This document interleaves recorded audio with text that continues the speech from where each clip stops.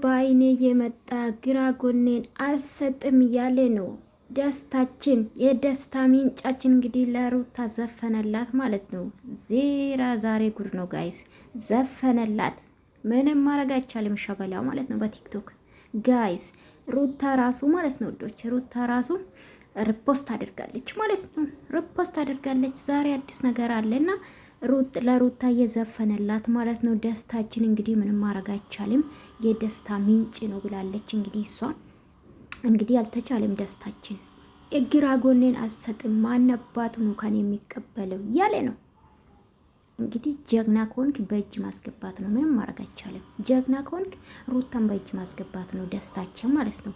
የደስታ ምንጫ ስለሆንክ ማለት ነው። እና እንግዲህ ልጁን በእንክብካቤ እንደምታሳድግ ተስፋ አደርጋለሁ። ውድ ቤተሰቦች እንዴት ናችሁ? ደህና ናችሁልኝ? እኔ አለሁኝ እግዚአብሔር ይመስገን። ሰላማችሁ ብዝት ትርርፍ ይበልልኝ። ለቤት አዲስ ከሆናችሁ ላይክ፣ ሰብስክራይብ ማድረጋችሁ እንዳትረሱ። የምታበረታቱኝ አመሰግናለሁ።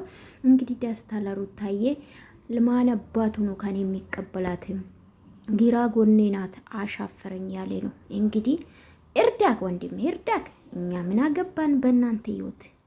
ግን ያው እና ትላንትና በሰራው ቪዲዮ የአብርሽ ወንድም አይደለም ያላችሁ አይኖ ጋይስ አቃለሁ ወንድም እንዳልሆነ። ግን በምን መልኩ ነው አየሁት መሰላችሁ? ወይ ወደ ዩቲዩብ ሊመጣ ይችላል፣ ወይም ደግሞ የአጎት ሊሆን ይችላል፣ ያክስት ልጅ ሊሆን ይችላል። ወንድም ይባላል። ገባችሁ አይደለ? ሶ እንደዛ ነው እንጂ ምንድነው የወንድም ላይሆን ይችላል።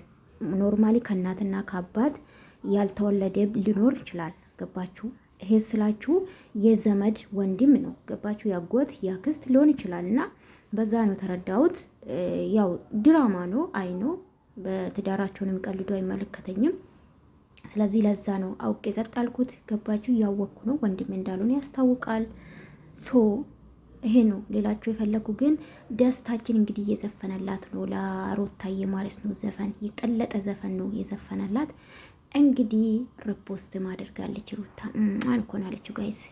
በስማም ልብ ቅርስ ነው ሰጠችው። በነገራችን ላይ ብዙ ልብ ቅርስና እመቻችሁ። እናንተም ስሩ፣ እኛም እንሰራለን። በዛ መልኩ ነው ምን መጣ። ወዳችኋለሁ። ላይክ ሰብስክራይብ ማድረጋችሁ እንዳትረሱ።